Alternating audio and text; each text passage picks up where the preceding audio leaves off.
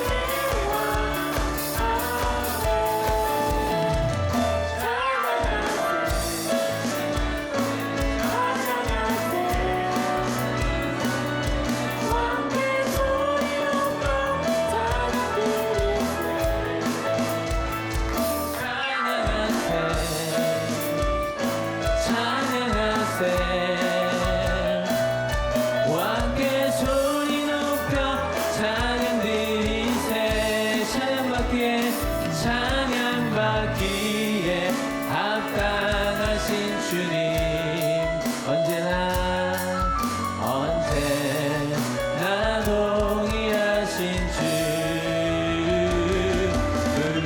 그 보석 주 이름 외치세 예수 나의 왕 예수 나의 왕 예수 나의 왕 아멘. 한 번 더 할까요?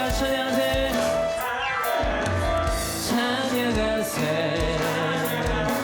찬양하세 왕께 소리 높여 찬양 드리세 찬양하세 찬양하세 왕께 소리 높여 찬양 드리세 찬양받기에 합당하신 주님 언제나 동의하신 주 무릎 꿇고서 주 이름 외치세 예수 나의 왕 예수 나의 왕 예수 나의 왕 아멘. 우리 하나님께 영광의 박수 올리십니다. 아멘. 아멘.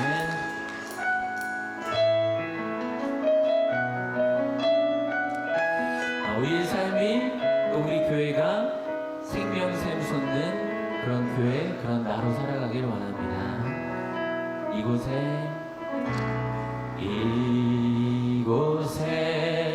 생명샘 솟아나 눈물 곧자 지나갈 때에 오자나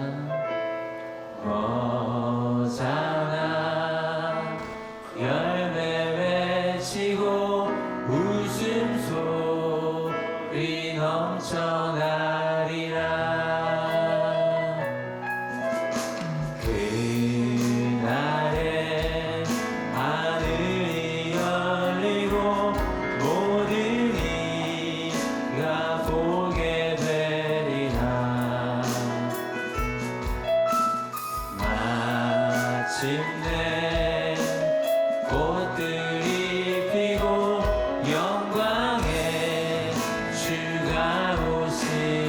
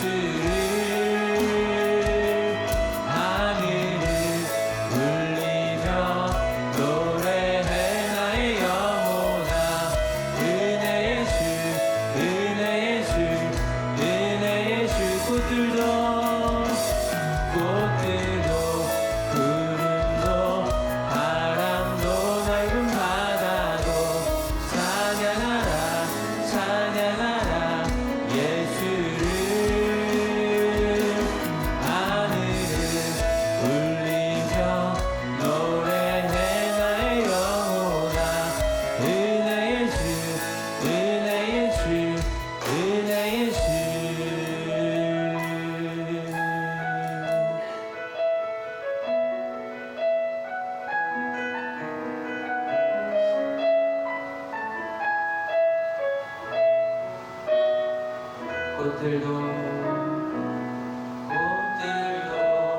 구름도 바람도 넓은 바다도 찬양하라 찬양하라 예수님 하늘을 울리며 노래해 나의 영혼아 은혜의 주 은혜의 주 은혜의 주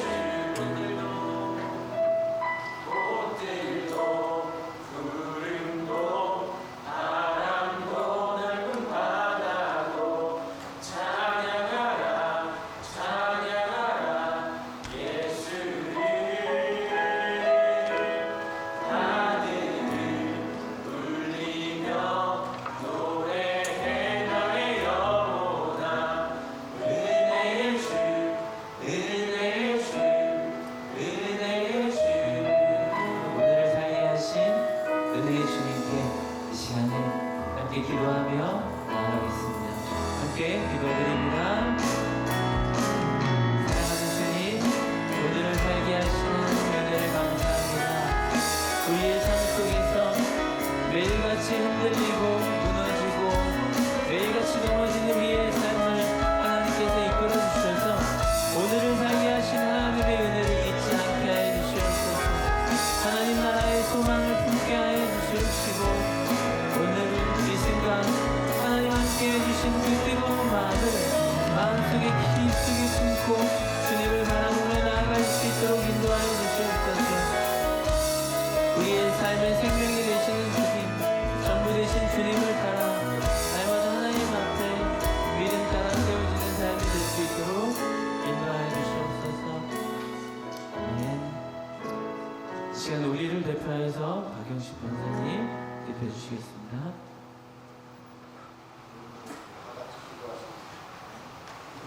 사랑의 주님, 오늘도 날씨도 덥고 어려운 가운데 있지만 주님을 찬양하며 기도하기 원하여 주님을 찾아왔습니다. 하나님 저희들의 마음을 열어주시옵소서.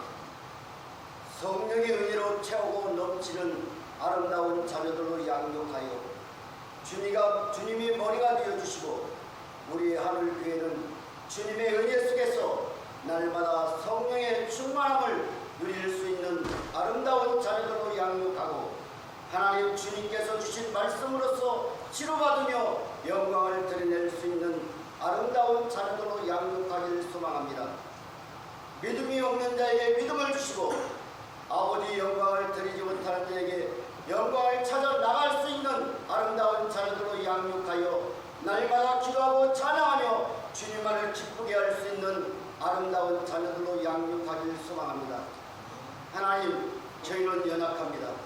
아무것도 알지 못하며 주님만을 찬양할 수 있는 자녀들 머리 위에 하나님의 축복만을 드러낼 수 있는 아름다운 자녀들로 양육하여 하나님, 주님 무엇을 원하시는지 찾고 드리며 기도할 수 있는 사명들로 양육하여 주신다면 이 자리가 은혜의 자리가 되고 성령의 말씀으로서 기어져 나가는 기도와 찬송이 많은 자의 눈물을 닦아주며 기도할 수 있는 사명으로 양육받길 원합니다.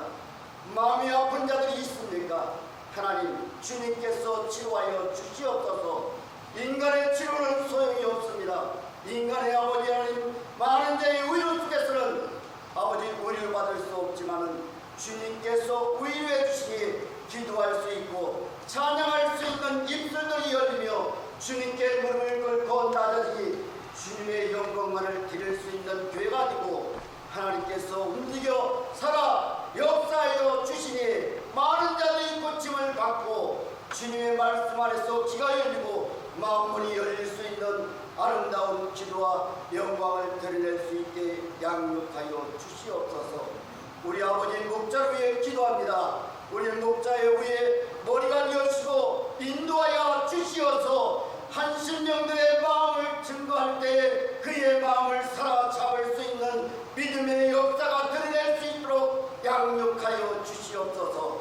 아버지 하나님, 저희들은 연약하여 하나님 앞에 구하지 못하고 나의 뜻대로 살며 주님의 뜻대로 살고 있다고 고백하는 자들이 아닙니까? 주님을 만난다면 우리들의 사명과 은혜 속에서 분별하며 살아나갈 수 있는 자녀들이 아닙니까? 하나님 사랑하여 주시옵소서. 이 자리가 몸이 아픈 자가 있다면 치료받게 하여 주시고 깨우치 못한 자가 있다면 깨우칠 수 있는 말씀으로서 역사하여 주시어서 많은 자들이 치료받고 의롭게 살아나갈 수 있는 아름다운 발이 되어 나갈 수 있게 양육하여 주시옵소서. 아버지, 이 자리에 나와야 할 심령들이 나오지 못하는 가운데 있습니다. 무엇 때문에 나오지 못했는지 저희들은 알 수 없사오니 주님께서 역사해 주시어 이 자리에 차고 넘치며 의롭게 살아나갈 수 있는 아름다운 자녀들로 양육하여 서로 한마디가 아버지를 위로받을 수 있는 말이 될 수 있게 양육하고 많은 자에게 힘주고 능력이 될 수 있는 아름다운 자녀들로 양육하여 우리 하늘교회가 빛과 소금의 역할을 다하고 하나님의 능력과 권세로 주의 영광만을 드리는 아름다운 자리로 양육하여 주시옵소서. 아버지 하나님, 저희들에게 일할 것을 본다면 많은 자리가 차고 넘치며 의롭게 살아나갈 수 있는 자리가 아닙니까? 하나님, 8월달 후에요 아버지 기도하고 나가는 가운데 있사오니 영육간의 강건함을 주시어 아버지 많은 자들이 변하여 기도하고 사랑받는 아름다운 아들 딸들로 양육하여 주시어 힘이여 능력이여 권선으로 주님께 영광 드리는 아름다운 자리로 양육하여 주시옵소서. 아버지 하나님, 8월달에 많은 행사들이 있습니다. 주님이 살아 움직여 주시어서 많은 자들이 은혜받고 주님 저희들이 낮아지는 아름다운 자리로 양육되어 하나님 번성하고도 남고 많은 자의 사랑에 등불이 되어 나갈 수 있는 아름다운 자녀들로 양육하여 주시옵소서. 오늘도 주님께 감사하며 날군하신 예수님의 이름으로 기도합니다. 아멘.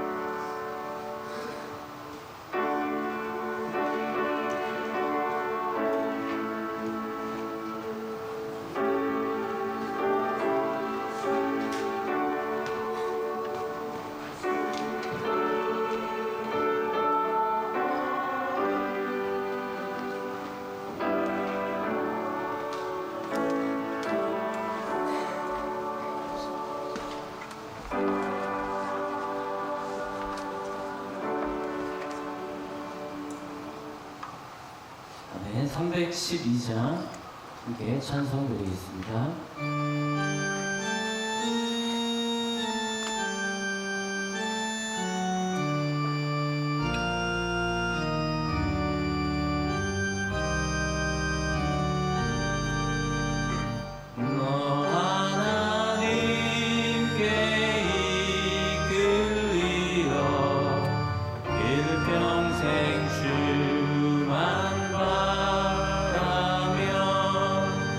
너여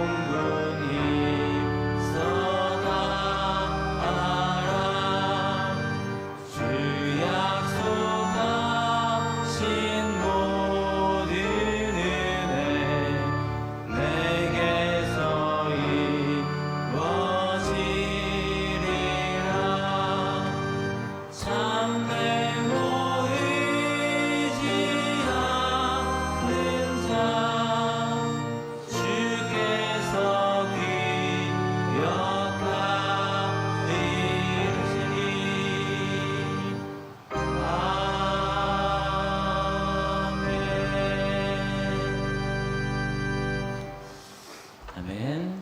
네, 우리 또 한 공동체로 함께 모여 예배하고 있습니다. 한 주간 열심히 살다가 아주 찌는 더위 속에서 열심히 살다가 만났는데요. 서로 인사 나누는 시간 같습니다. 오른쪽 보시면서 잘 사셨죠? 네. 네, 왼쪽 보시면서 행복합니다. 혹은 마음 다하고 있습니다. 노력합니다. 이렇게 서로 안부 전합니다.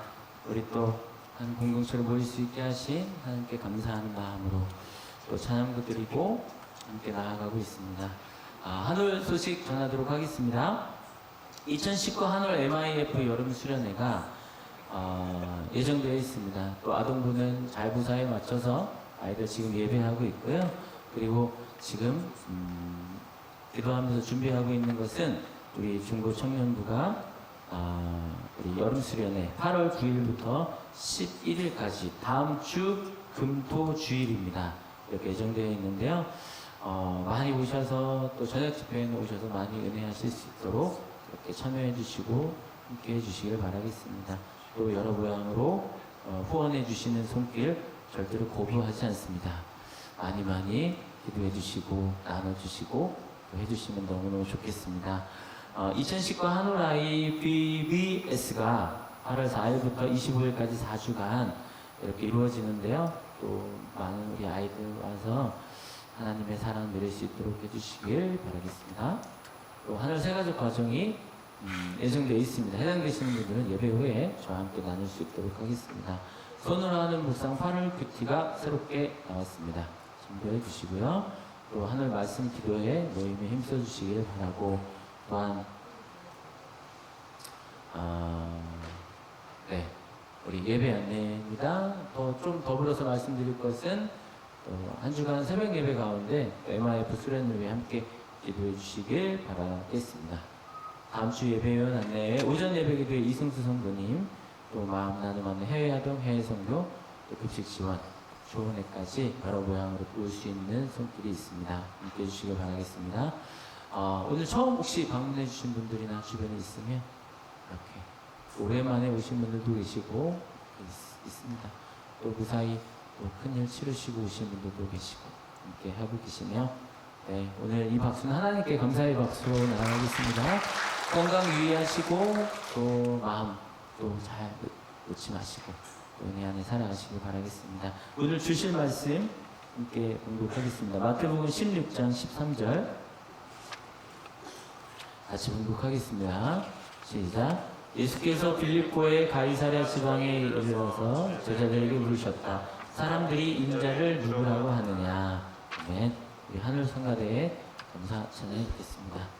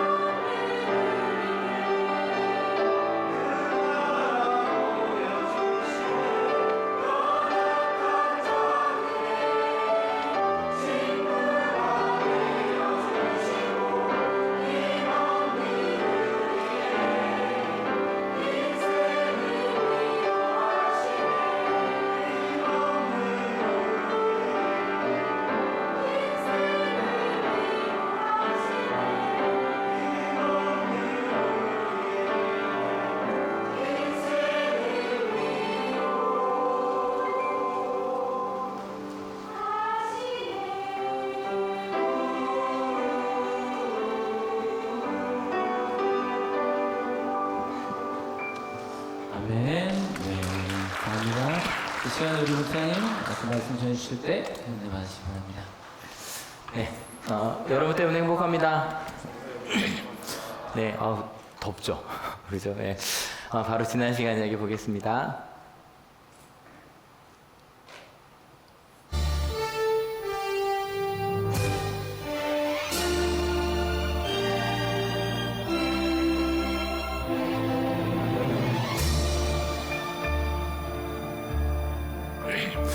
네, 제가 오늘 그 숙제를 오랜만에 하나 보내드렸죠. 나에게 예수님은 누구신가 묵상하며 와달라고 제가 문자를 보내드렸었는데요.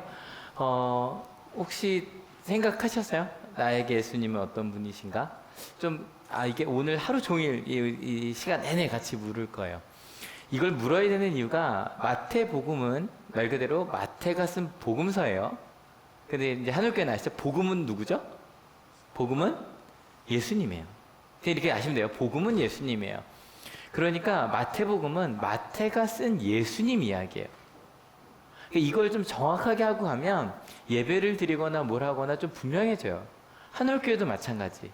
한올교회는 그리스도인, 예수님을 그리스도로 고백한 사람들의 모임이에요.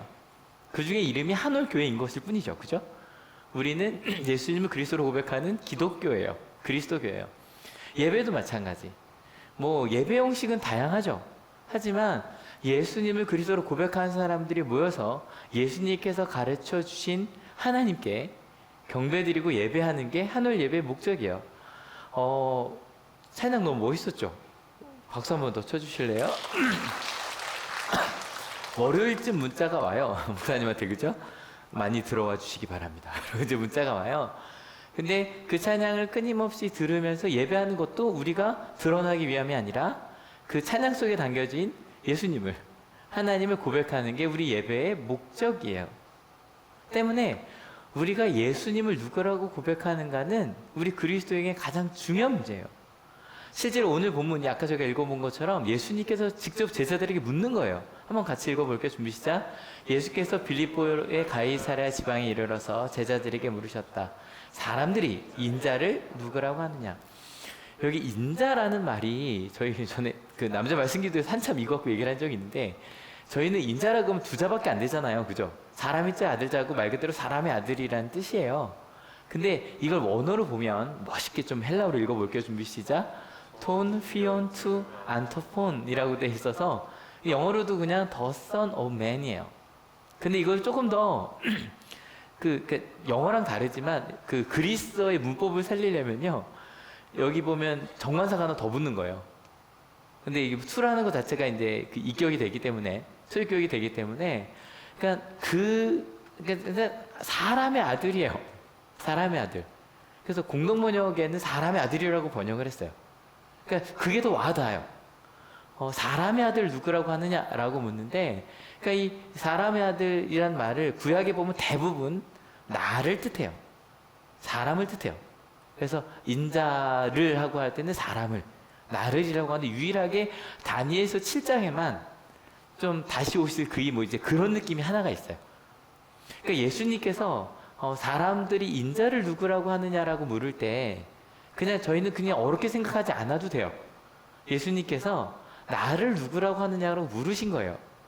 그랬더니 사람들이 대답합니다. 제자들이 시작. 제자들이 대답하였다.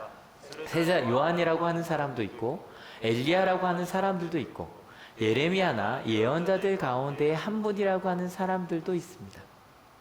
일단은 예수님에 대해서 헤롯 왕이 세례자 요한이 부활한 게 아니냐 그러고 좀 두려워했다는 얘기를 저기 얼마 전에 읽었단 말이에요.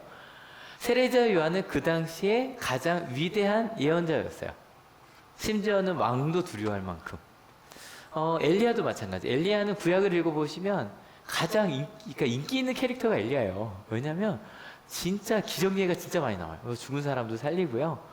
그래서 막 엄청 싸움도 걸고 막 이래서, 그러니까 가장 능력이나 이런 사람이 와서 좀 우리나라를 구원했으면 좋겠다고 할 때 생각나는 게 엘리야예요.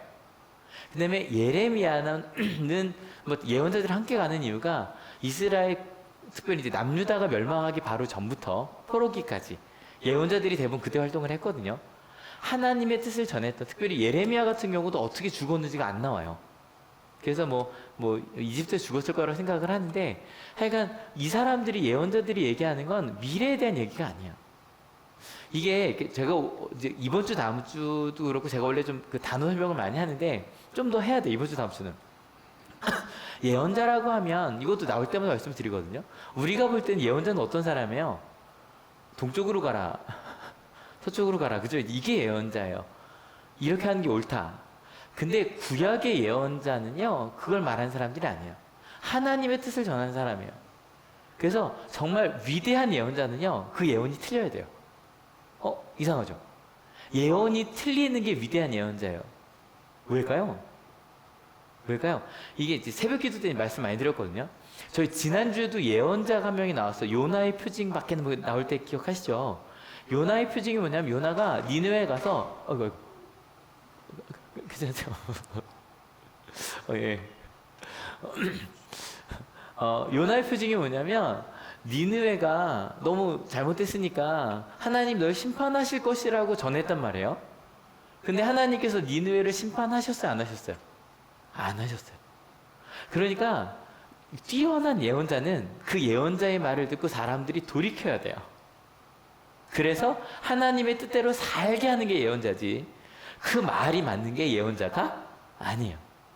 이해가 되시죠? 그러니까 어쨌건 이 세 사람 다, 세례자 요한, 엘리야, 예레미야나 그 다른 예언자들 다 하나님의 뜻을 전하는 사람이에요.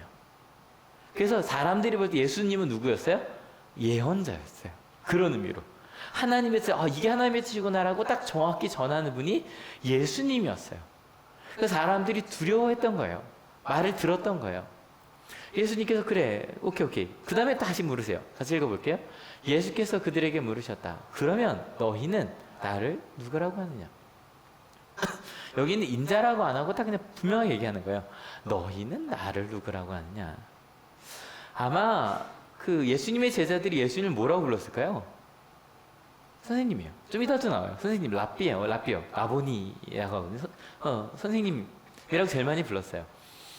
근데 아니면 또 다르게 나온 건 좀 이것도 이제 여성들이 많이 불렀는데, 주님이라, 큐리오스라고도 많이 불렀어요. 근데 이거 말고, 그러니까 아마 여러분도 저를 다 앞에서 다 목사님이라 불러주시잖아요.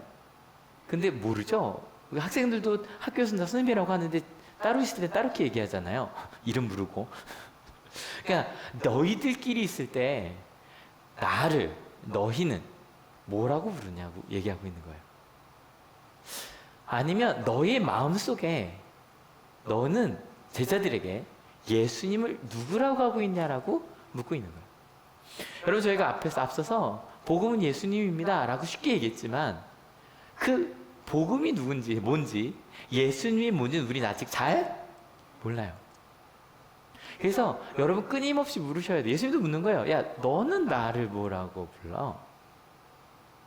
여러분, 이제 여기서 여러분 마음속에 있는 대답을 다시 한번 생각해 주세요. 오늘 아침에 나에게 예수님이 누군가? 아마 친구라고 생각하신 분도 계실 거고, 그죠? 구원자, 그리스도 메시아, 혹은 퀘스천 마크, 아직 좀 잘 모르겠다 일 수도 있고, 하나님이요? 혹은 두려운 분? 뭐라고 생각하셨는지 모르겠어요. 근데 그게 모든 게 우리의 답이겠죠, 그죠? 그 중에 한 명이, 베드로가 일어나서 이렇게 얘기하죠. 거의 정답 같은 대답이에요. 같이 읽어볼게요. 시몬 베드로가 대답하였다. 선생님은 살아계신 하나님의 아들 그리스도이십니다. 아까 말씀드린 것처럼 선생님이라고 불러요, 겉으로는. 하지만 마음속으로 하는 고백이에요. 예수님은 살아계신 하나님이에요. 이 살아계신 하나님이라는 단어가 세번역 기준으로 33번이 나와요. 성경 전체. 그러니까 실제로 이스라엘 사람들이 하나님을 살아계신 하나님이라고 꽤 많이 고백을 한 거예요. 33번이 꽤 많이 나온 거예요. 성경 66권인데 두 권에 한 권씩은 아니지만 꽤 많이 살아계신 하나님이라고 고백을 했어요. 왜일까요? 실은 많은 사람들의 마음속에 하나님은 죽어있는 하나님인 것 같아요. 목사님 말이 됩니까? 하나님이 있는데. 무슨 얘기냐면, 살아계신 하나님이시라면, 내 옆에서 살아 움직이시는 분이시라면, 그 하나님을 고백하는 사람들은요, 평범하게 살 수가 없어요. 하나님이 내 건 살아 움직이시는데. 때로는 아프고 힘이 들어요. 앞이 보이지 않아요. 그럴 때도 하나님이 살아계시다면.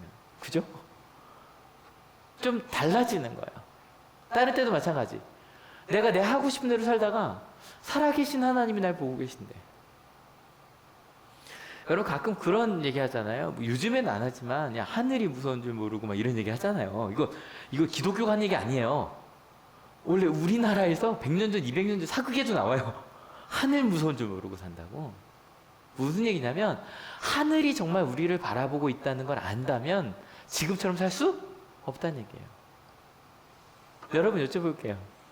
여러분에게 하나님은 살아계신 하나님이세요? 혹은 죽어있는 하나님이세요? 베드로는 고백하는 거예요. 몰라요. 예수님을 만나기 전에 베드로에게도 하나님은 죽어있는 하나님일 수도 있어요. 그런데 예수님을 만나고 나니 예수님이 내 삶 속에서 살아 움직이기 시작하시는 거예요. 와, 하나님은 살아계신 분이시구나. 근데 내 삶 속에서만이 아니라 누구의 삶 속에? 우리의 삶 속에 살아 움직이시겠구나. 그런데 그 하나님의 아들인 그리스도시라는 거예요. 여러분 아들? 여러분 그 당시 아들이라고 하면 상속자예요. 왕자. 우리는 왕자란 말이 별로 이제 왕자라 그러면 언제밖에 안 써요. 유치원 아이들이 난 뭐 이런 거 할 때 그죠? 나는 왕자. 맨날 재한이도 난 공주 뭐 이거 얘기하거든요. 그때밖에 안 쓰지만 왕이 있었던 시절이잖아요. 그죠? 왕자예요. 그 모든 걸 받아들인 분의 그 정도가 그리스도라는 거예요. 그리스도. 이것도 뭐 자주 하는 얘기죠. 오늘은 좀 정리를 하고 가야 되는 날이니까. 저희가 보통 예수 그리스도라고 하죠. 뭐가 성이죠? 뭐가 이름이고? 이제 웃으시면 답을 아시는 거고 고민하시면 아직 답을 모르시는 거예요. 뭐가 이름이죠? 예수가 이름이고. 그럼 그리스도는 성인가요? 아니죠. 그리스도라는 말 자체가 기름 부음을 받은 자, 메시아 구원자라는 뜻이에요. 그래서 실은 이 그리스도라는 말은 이거 조금 하지만 고유명사인가요? 보통 명사인가요? 보통 뭐가 고유명사죠? 하나밖에 없는 거예요. 하나밖에 없는 거예요. 그러니까 이성재란 이름은 많죠. 하지만 그 고유명사로서 이성재는 한 명이에요. 그래서 고유명사가 돼요. 그러면 그리스도는 고유명사예요? 보통 명사예요? 이거 손 들어볼게요. 예수는 그러니까 고유명사예요. 예수란 이름이 예수님 되게 많았어요. 그러니까 이거 하나 더 드릴게요. 우리는 보통 예수님께라는 말 많이 쓰잖아요. 근데 성경에 보면 그리스도께라고 많이 되어 있어요. 그게 왜 그러냐면 예수란 이름이 너무 많았거든요. 그러니까 만약에 여러분 가운데 뭐 이름이 있다고 합시다. 뭐 이렇게 흔한 이름이 있어요. 저는 저희 아버지 성함이 이충자 기자신데 제 고2 때 제 짝이 충기였거든요. 김충기였어요. 근데 되게 이상한 거예요. 그 쥐는 최성훈이었어요. 그 큰형이 성훈이거든요. 그래서 아버지 이름과 형 이름을 같이 두고 있었는데 농담이지만 예수라는 이름이 너무 많았어요. 예수님이라고 하면 그 당시 이스라엘 사람들에게는 너무 많은 이름이니까 어색한 거예요. 이해가 되시죠? 그래서 그리스도라고 부른 거예요. 근데 우리 같은 경우는 어떻게 주변 친구 중에 예수가 한 분씩 있으시죠? 없잖아요. 그러니까 미국에서 조슈아라고 하는 그런 이름이 예수라는 이름이거든요. 그게. 하지만 우리는 없단 말이에요. 그것도 이제 조슈아라고 하지 지저스라고는 이름 안 지니까. 그죠? 그러니까 아무튼 그래서 저희는 예수님이라고 많이 하고 외국 사람들은 그리스도라고 얘기를 많이 하는 거예요. 그래서 우리는 옛날에 야소교라고 불렀다고 하잖아요. 조선시대까지도 기독교인들을. 그게 그래서 그런 거예요. 그렇게 넘어갈게요. 아무튼 그러면 그리스도는 고유명사일까요? 보통명사일까요? 손 들게요. 그리스도는 고유명사다. 보통명사다. 근데 실은 그리스도는 우리에게도 고유명사일 수도 있을 것 같아요. 왜냐면 많은 그리스도들 주라고 하는 사람들이 있지만 예수님 한 분만 이렇게 되면 이제 되겠지만 그리스도는 보통명사가 맞아요. 그래서 예수님 시대에도 많이 정말 부음을 받아서 우리를 구원해줄, 구원시켜줄, 그래서 내가 그리스도라는 사람들도 꽤 많이 있었고요. 예수님 시대 때도 여러 명이 있었어요. 그리고 실제로 로마 기록을 보면 로마 황제들을 그리스도라고 불러요. 그래서 그들이 승전보를 울리면 그거를 유한겔리온 복음이라고 불렀어요. 그 당시에 문건들을 보면 똑같은 단어가 그렇게 쓰일 수 있어요. 하지만 뭐 우리 그리스도인들에게는 그리스도라고 하면 예수님 한 분밖에 없으니까 그렇다고 합시다. 어쨌건 우리가 예수 그리스도라고 하는 순간에 이건 엄청난 고백이 되는 거예요. 뭐냐면 2000년 전에 사셨던 나사렛에서 출신의 예수라는 한 분이 우리의 구원자 그리스도시다. 그리고 그분은 하나님의 통치를 이 땅에 가져오신 분이고, 그래서 그분과 함께 나는 이 땅에 살지만 하나님의 나라의 법대로 살겠다라고 고백을 하신 거예요. 엄청나죠? 그러니까 예수 그리스도라는 말을 함부로 할 수가 없었던 거예요, 진짜로. 예수는 나의 그리스도십니다. 믿으십니까? 그러면 나는 예수님의 말씀을 따라 예수님을 따라 살겠다고 신앙 고백을 하고 있는 거예요. 이 한마디면 충분한 거예요. 그래서 물고기 전에 말씀드렸잖아요. 주는 그리스도 살아계신 하나님의 아들이십니다 라고 하는 그 말의 앞자를 따면 그게 된다고. 물고기를 그리며 예수님이 나의 주님이시라고 고백을 하고 있는 거예요. 여러분, 예수님이 나의 그리스도이십니다. 믿으십니까? 이 고백 속에 베드로는요, 나의 인생을 당신께 걸겠다고 고백을 한 거예요. 되게 위험한 말일 수도 있었거든요. 아까 말했죠? 그리스도란 말을 누구한테 썼다고요? 로마 황제한테요. 그리고 유대인들의 어떤 독립운동을 하는 사람들이 그리스도인가라고, 실제로 성경에도 보면 세례자 요한에게 당신이 오실 그입니까라고, 그러니까 묻기도 하지만 세례자 요한이 그리스도시냐고 묻는 사람들도 되게 많았거든요. 근데 예수님이 나의 그리스도시라고 난 당신을 따라가겠다고 고백을 한 거예요. 다시 물어볼게요. 나에게 예수님은 그리스도이십니까? 여러분, 이 베드로의 고백이 조금 무겁게 다가오셔야 돼요. 엄청 목숨을 걸고 한 얘기일 수도 있는 거고요. 아니면 그 한순간의 생각이, 근데 한순간의 생각은 아니에요. 왜냐면 이게 말씀을 듣다가 온 게 아니라, 실제로 14장에 보면 그 풍랑을 멈추신 다음에 사람들이 그분은 참으로 하나님의 아들이었다라고 말하는 부분 잠깐 나와요. 여러분, 그땐 그 말이 저절로 나오잖아요. 죽음에서 살아났단 말이에요. 그런데 그게 아니라 가이사랴 빌립보에서 그냥 탁 물었는데 나온 거니까 예수님도 실은 마음에 드셨어요. 그래서 이렇게 대답을 하십니다. 같이 읽어볼게요. 예수께서 그에게 말씀하셨다. 시몬 바요나야, 너는 복이 있다. 너에게 이것을 알려주신 분은 사람이 아니라 하늘에 계신 나의 아버지시다. 시몬, 베드로 이름이에요. 바요나, 요나의 아들이란 뜻이에요. 바가 들어간 바디메오, 디메오의 아들이에요. 그거 좀 넘어갈게요. 그래서 얘기해요. 하나님 아버지께서 너에게 알려주신 거다. 예수님 또 고백하시는 거. 하나님은 나의 누구다? 아버지다. 라고 고백을 하고 얘기를 하신 거예요.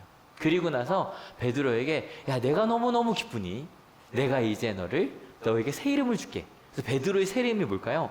같이 읽어볼게요. 나도 너에게 말한다. 너는 베드로다. 나는 이 반석 위에다가 내 교회를 세우겠다. 죽음의 문들이 그것을 이기지 못할 것이다. 예수님께서 베드로에게 새 이름을 주신데 그 이름이 뭐예요? 베드로예요. 좀 이상하죠? 이것도 많이들 아실 거예요. 원래 베드로 이름은 뭐죠? 시몬이요. 시몬이라고도 불리는. 그래서 이 마태복음에도 베드로란 말이 많이 나와요. 근데 한 번도 따옴표에 들어간 적이 없어요. 항상 베드로는 베드로의 집에 이렇게만 나와요.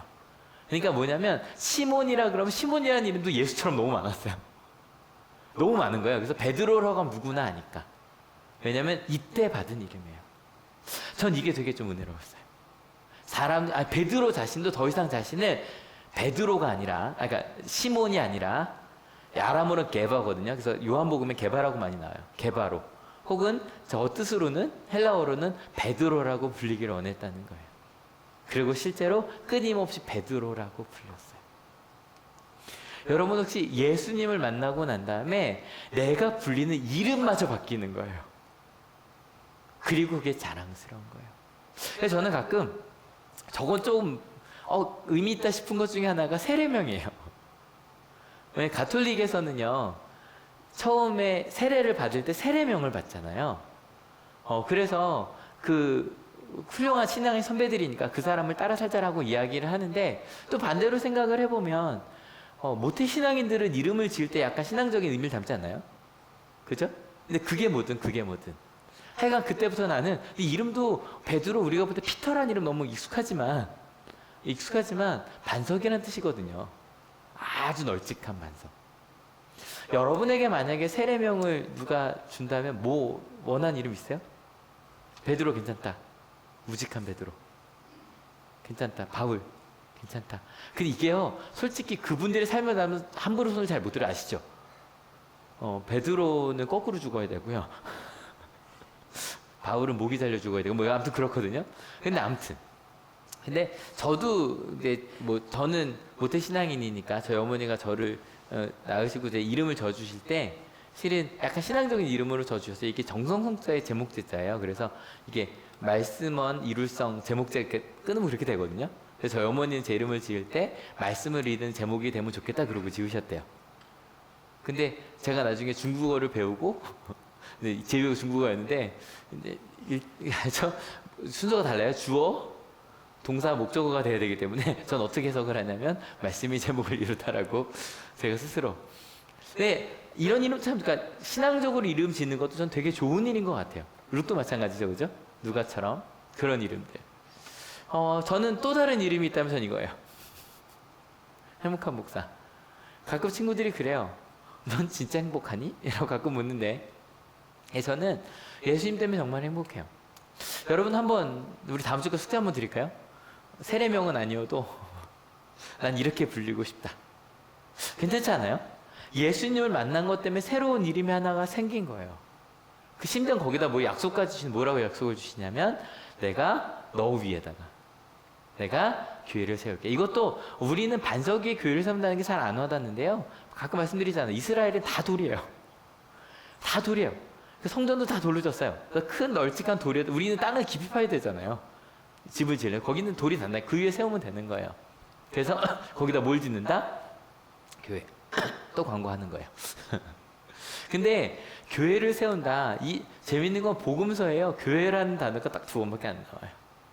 에클레시아라는 단어. 이건 다음 주에 말씀드릴 거예요. 그냥 모임이란 뜻이에요. 이게 중요해요. 왜냐면 교회를 세운다고 해서 저희 자꾸 교회는 뭐 같아요? 건물 같거든요. 근데 에클레시아라는 단어에는 절대 건물의 의미가 아예 없어요. 교회는 모임이에요. 다른 말로 하면 예수님을 따라간 예수님의 공동체예요. 베드로 위에 예수님을 따라가는 공동체를 세우시겠다는 거예요. 심지어 모두 이기지 못한대요. 죽음의 문. 이건 개혁성경 번역이 더 죽음의 권세라고 돼 있는데 그냥 죽음이라고 이해하시면 돼요. 죽음이 예수님을 따라가는 공동체를 이기지 못한다? 무슨 얘기일까요? 여러분 대부분의 공동체가 꼭 다는 아닌데 그 창시자가 죽으면 어떻게 되죠? 사라져요. 죽음은 그 공동체에 이어가 나가지 못하게 해요. 대부분. 맞죠? 그리고 실제로 그 당시도 그랬어요. 그리고 그 당시에 죽음은 끝이라고 생각했거든요. 근데 베드로가 죽었는데도 2000년 뒤에도 저희가 지금 예배를 드리고 있으니, 그죠?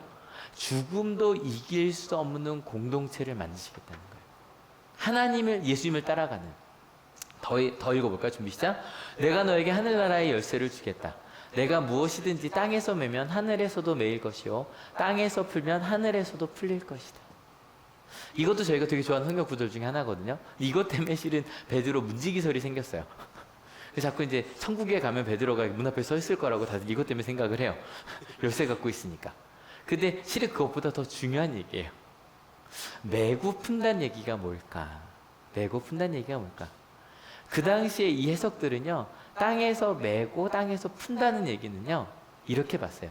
하나님의 말씀 중에서 이건 해야 되는 거, 이거 하면 안 되는 거. 이게 하나님의 뜻에 맞고 이건 하나님의 뜻에 틀려. 이건 잘못된 거야. 라고 해석한다는 거를 매고 푼다라고 많이 해석을 했어요. 그럼 좀 분명해지지 않아요? 그 공동체에게, 베드로에게 예수님께서 권한을 주었는데 뭐냐면 무엇이 옳은 것이고 무엇이 우리가 해야 되는 것이고 무엇을 하면 안 되는 것인지를 성경 말씀이 이게 옳다고 말할 수 있는 권위를 주셨다는 거예요. 생각해보니 예수님도 그러셨어요. 여러분 15장에 바로 나왔던 거, 그 당시 해야 되는 거 손을 열심히 씻는 일이었어요. 그죠? 예수님께서 뭐라 그래요? 손 씻는 것보다 뭐가 중요하다? 실제로 부모를 사랑하는 게 훨씬 더 중요하다. 이게 예수님 해석이었거든요. 그러니까 이스라엘 사람들은 그때까지는 너 이거를 하면 그걸 조건부로 해서 넌 하나님의 자녀가 될 거야 라고 하는 게 그 당시 해석이었는데 예수님은 바꾸셨어요. 너는 이미 복 있는 사람이야. 넌 소금과 빛이야. 그러니 이렇게 살자로 바꾸신 거예요. 예수님께서 하신 것처럼 너희는 하나님의 뜻을 정확히 분별하고 이야기할 수 있는 사람이 될 수 있다라고 이야기를 해주신 거예요. 실제로 성경에도 보면 그래서 베드로가 이 문을 하나 연 게 있어요. 바로 뭐냐면 이방인에 대한 거예요. 여러분 저희 15장 읽으면서 유대인들 예수님의 제자들도 이방인에 대해서 불편했다는 거 기억하시죠? 그런데 사도행전 10장에 보면 처음으로 이방인 백부장 고넬료를 베드로가 전도를 합니다. 세례를 줍니다. 문이 열린 거예요. 이게 만약에 바울이 먼저 가서 세례를 줬다면 절대 인정받지 못했을 거예요. 베드로가 먼저 문을 열었어요. 그 다음부터 바울도 가능해진 거예요. 이해가 되시죠? 여러분 우리도 마찬가지예요. 실은 인류 역사 2000년 동안 기독교가 한 일이 그 문을 여는 일이었어요. 처음에 나온 건 노예의 문을 열었어요. 맞죠? 그죠? 노예라는 문을 열었어요. 기독교 안에 2000년 전에도요. 바울이 주인과 노예가 너희는 그 노예제도 폐지하라고 하진 않았지만 똑같이 하나님의 자녀라고 가르쳤어요. 엄청난 문을 열어버린 거예요. 맞지 않아요? 여러분 200년 전에 기독교가 한국 왔을 때 제일 많이 사람들이 싫어했던 게 겉으로는 조상신에 대한 거였지만 안으로는 반상을 깨는 거였어요. 그 다음에 뭘 깼죠? 저희 이화여고부터 시작해서 저희도 여학교였잖아요. 남자는 가능하고 여자는 안 된다는 걸 깼어요. 실은 이번에 한 교회 가서 이렇게 복음을 전하는데 전하다가 잠깐 멈칫했던 것 중에 하나가 제 아내도 목사예요라고 말했는데 갑자기 얼굴색이 탁 변하는 분들이 몇 분 계셨어요. 왜냐면 아직 여성에게 안수를 주지 않는 교단이었거든요. 그런데 기독교가 실은 먼저 열었어요. 맞죠? 그죠? 그런 문들을 열고 있는 거예요. 왜냐하면 그게 하나님의 뜻이니까. 여러분 우리에게는요 하나님의 뜻을 따라 땅끝까지 하나님의 나라를 만들 권세와 그리고 하나님께서 우리에게 책임을 주셨습니다. 믿으십니까? 우리가 해야 할 일인 거예요. 만약에 우리가 살아가는 세상 속에 하나님의 뜻을 우리가 분별하게 된다면 그 뜻대로 문을 열고 가는 여러분 되시길 축원합니다. 그럼 그 열쇠를 어떻게 쓰면 좋을까? 그 사용법이 그 뒤에 나와요. 같이 읽어볼게요. 첫 번째 시작. 그때 예수께서 제자들에게 엄명하시기를 자기가 그리스도라는 것을 아무에게도 말하지 말라고 하셨다. 사용법 이상해요. 첫 번째 사용법이 뭐냐면 나에게 그런 권한이 있다고 말하면 안 돼요. 그러니까 그리스도인들이 세상에 나가서 우리에겐 이러한 권위가 있습니다라고 말하면 안 되는 거예요. 대신에 해야 될 일이 있어요. 바로 따라 읽어볼게요. 준비 시작. 그때부터 예수께서는 자기가 반드시 예루살렘에 올라가야 하며 장로들과 대제사장들과 율법학자들에게 많은 고난을 받고 죽임을 당해야 하며 사흘째 되는 날에 살아나야 한다는 것을 제자들에게 밝히기 시작하셨다. 우리가 해야 될 일은 우리가 예수님을 모시고 있어 우리는 세상을 지배할 거야가 아니라 그 말은 우리니까 그런 존재라는 걸 알지만 하고요. 우리가 해야 될 일은 많은 고난을 받고 예수님을 따라 죽임을 당하는 일이에요. 부활을 믿어요. 하지만 부활 전에 뭐가 있어야 부활이 가능해요? 죽음이 있어야 부활이 있는 거예요. 여러분 이게 이 죽은 자를 살리신 제가 지난달, 지지난달 2달 동안 정말 아침 예배 때 이 얘기는 한 달에 10번씩 했거든요. 죽은 자를 살리신다는 게 얼마나 놀라운 이야기인지. 특별히 수요 예배 고린도전서 15장 설교 지지난주 한 몇 주 했거든요. 나중에 좀 찾아서 들어보시면 이 죽은 자를 살리신다는 게 우리랑 너무 다른 표현이에요. 우리가 느끼는 거랑. 와 죽은 자를 살리셨어? 그 고백을 하시는 거예요.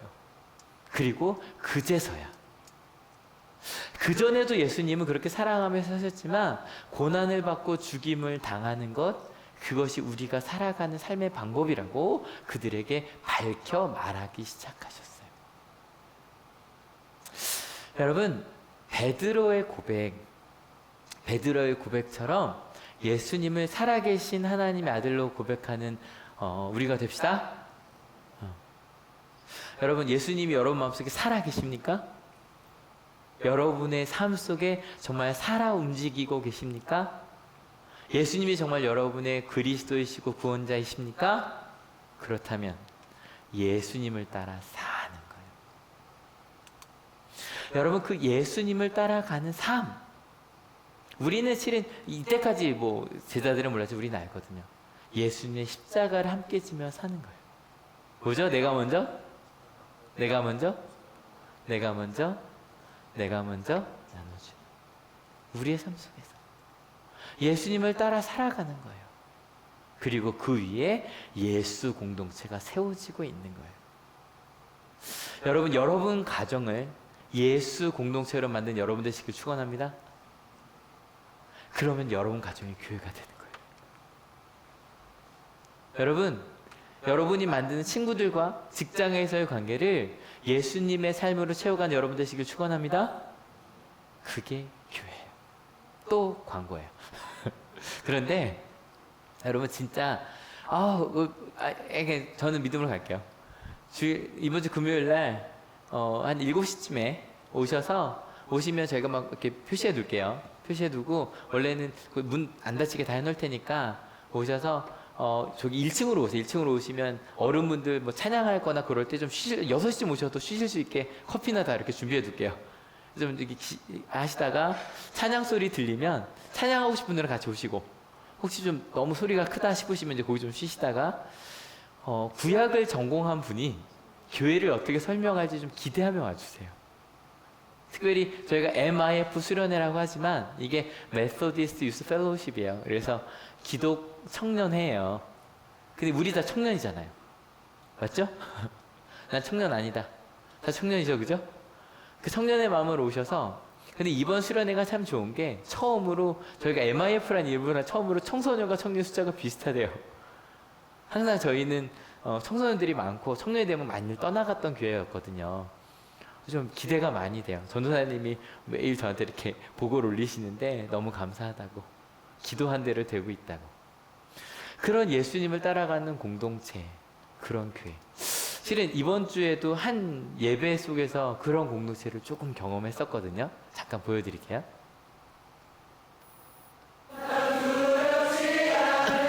제가 SNS도 올렸었는데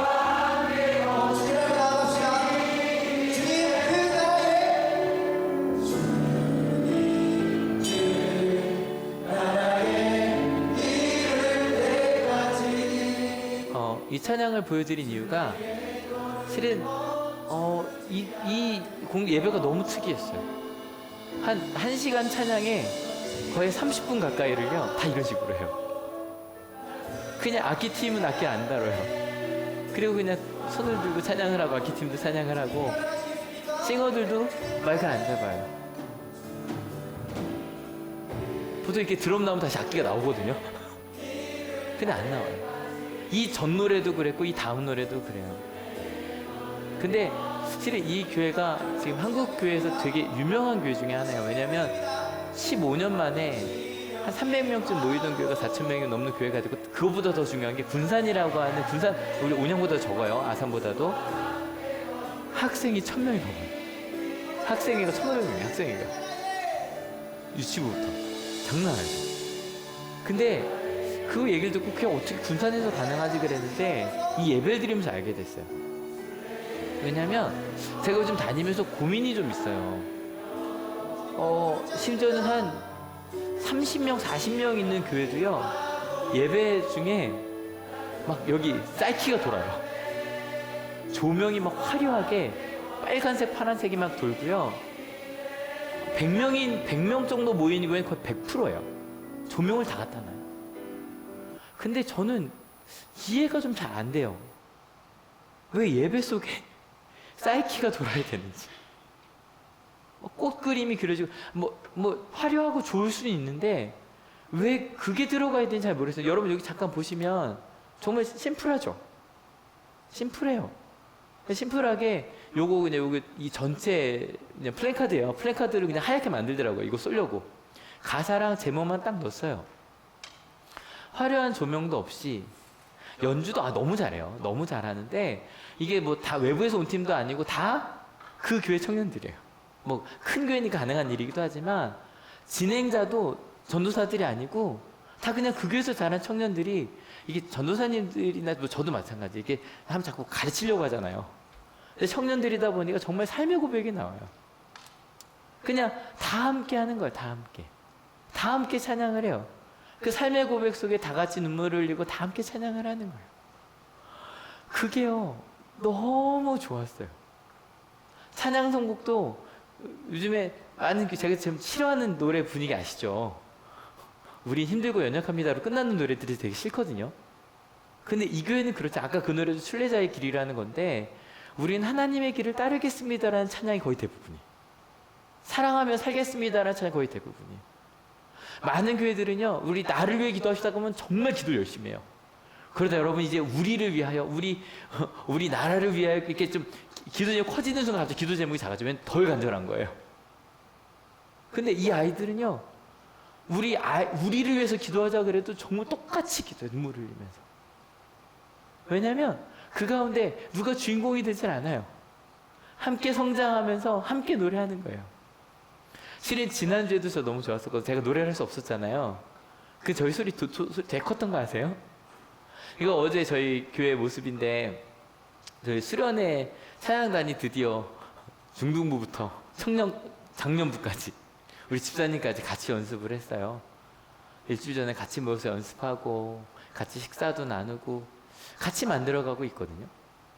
여러분 이렇게 함께 가는 거, 누군가가 주인공이 되고 야 나를 따라와가 아니라 같이 성장하는 거, 여러분 많이 와주세요.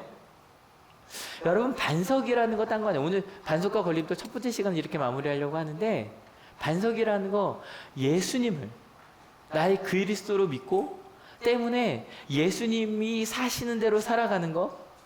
우리 기독교 자체는 뭐 우리 다 제사장이잖아요, 그죠? 그렇게 살아가는 거, 내가 책임을 지고 살아가는 거. 다음 주는 걸림돌에 대한 얘기를 할 거예요. 그 얘기는 다음 주.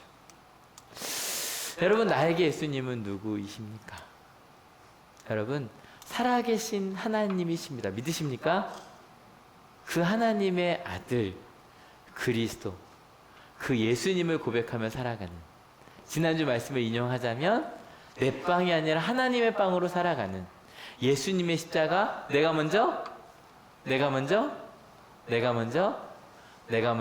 나눠주는 그런 은혜가 삶이 되는 우리 한울교회가 되었으면 좋겠고요. 우리 아이들 먼저 여기 앉으세요. 우리 성세시 때부터 미리 왔고 여기 앉으시고 우리 같이 찬양했으면 좋겠어요. 교회라는 찬양 이번 네, 같이 쭉 앉아주세요. 저희 수련회 주제곡이에요. 우리 성가 때도 몇 번 불렀던 찬양이죠. 가사 한번 같이 읽어주세요. 준비 시작.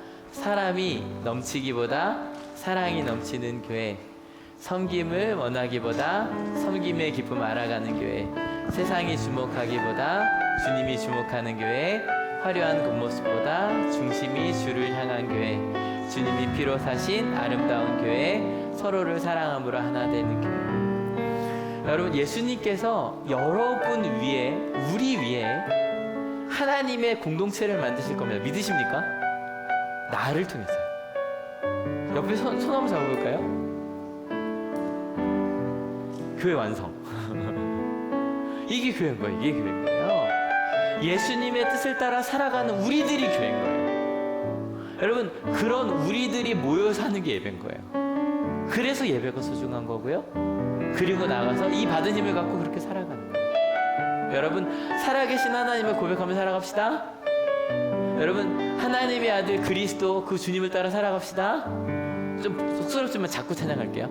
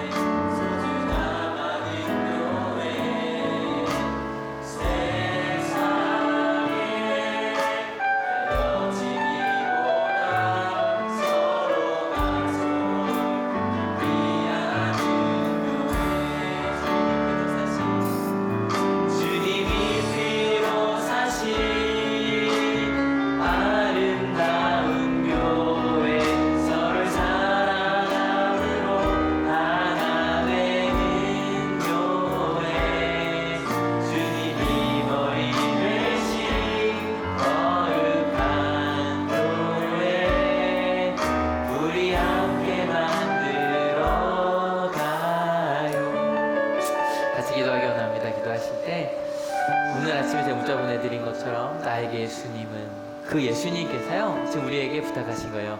내가 너 위에다가 나의 공동체를 만들 거야. 베드로의 우리 신앙 고백을 기억합시다.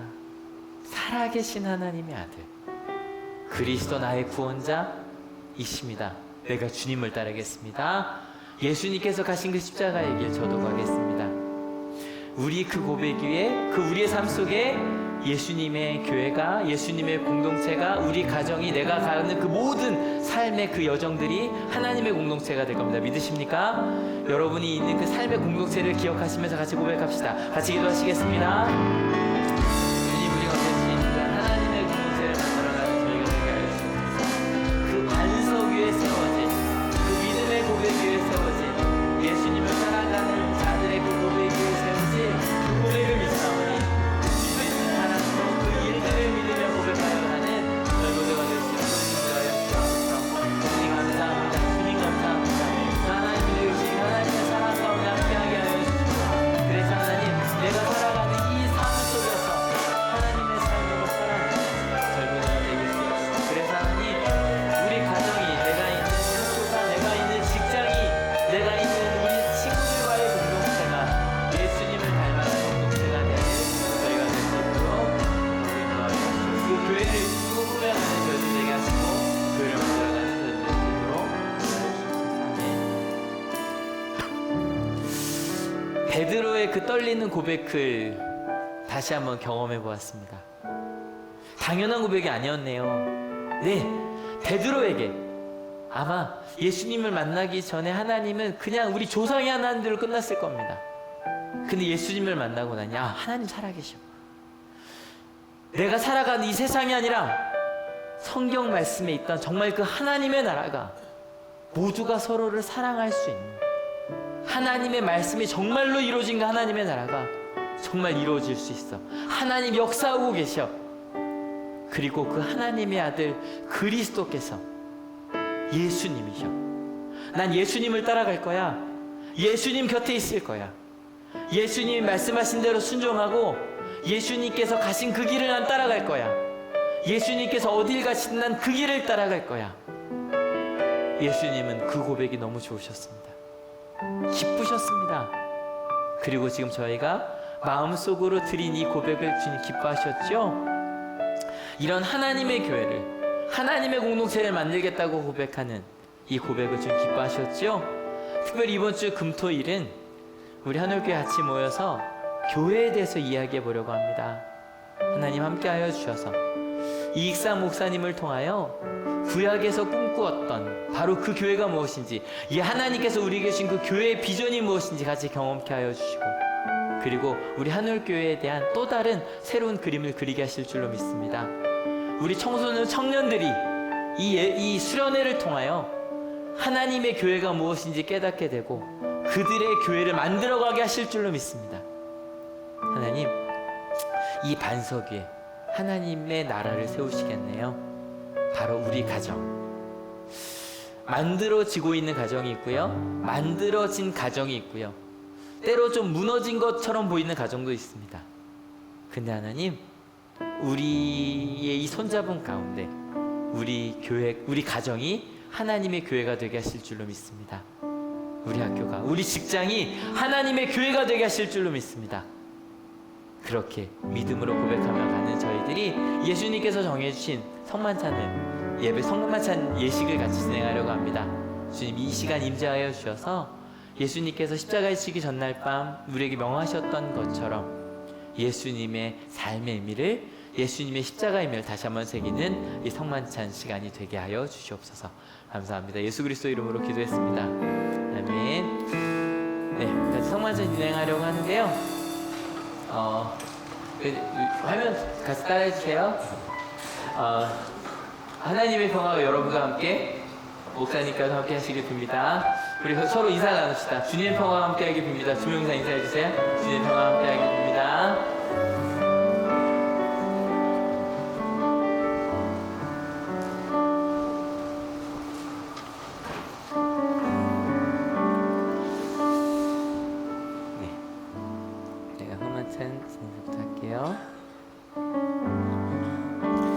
주님께서 자신의 몸을 내어 주시던 밤 떡을 손에 드시고 감사 기도를 드리신 다음 떼어 제자들에게 주시며 말씀하셨습니다. 받아 먹어라. 이는 너희를 위하여 내어준 나의 몸이니 먹을 때마다 나를 기억하여라. 식후에 주님께서는 잔을 드시고 감사 기도를 드리신 후에 제자들에게 돌리시며 말씀하셨습니다. 이 잔을 마시라. 이는 죄사함을 얻게 하려고 많은 사람을 위해 흘린 새 언약의 피니 이를 행할 때마다 나를 기념하여라. 아멘. 성령 임재의 기도 같이 하겠습니다. 같이 기도하실게요. 사랑의 거룩하신 하나님, 일찍이 주님께 세상에 보내주던 성령을 지금 다시 보내주사 진설된 떡과 포도주 위에 임하셔서 이 식탁을 성별하옵소서. 또한 성령께서 여기 모인 우리 위에 함께하사 이 떡과 포도주로 영원한 생명의 양식이 되게 하시며 이를 먹고 마심으로 그리스도의 새로운 몸을 입어 세상을 변화시키는 능력이 되게 하옵소서. 우리 주 예수 그리스도의 이름으로 기도합니다. 아멘. 네, 같이 분급하려고 합니다. 다시 한번 말씀드릴게요. 또 새로 오신 분들이 계셔서 다시 해보세요. 왼손을 이렇게 내미시고요, 오른손을 받치십니다. 받치십니다. 네. 네. 왼손잡이는 반대로 하시면 돼요. 그래서 오른손잡이는 그러고 나서 제가 손 위에 떡을 올려드리면 오른손으로 다시 잡아서 이렇게 포도즙이에요. 포도즙에 찍어서 드시면 됩니다. 그래서 먼저 보고 시작하겠습니다.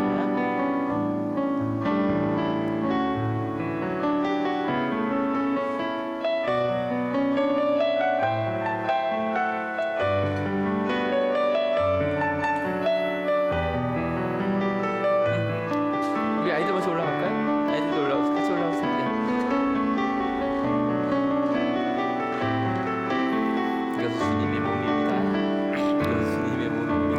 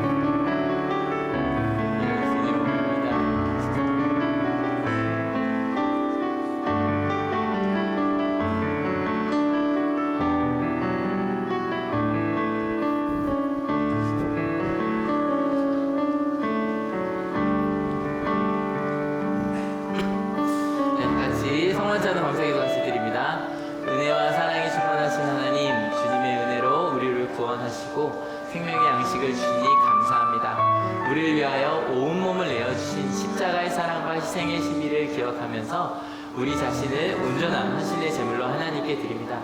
이제 성만찬에 참여한 우리가 그리스도와 하나 되게 하시고 서로 하나 되게 하시며 온 교회가 하나 되게 하여 주옵소서.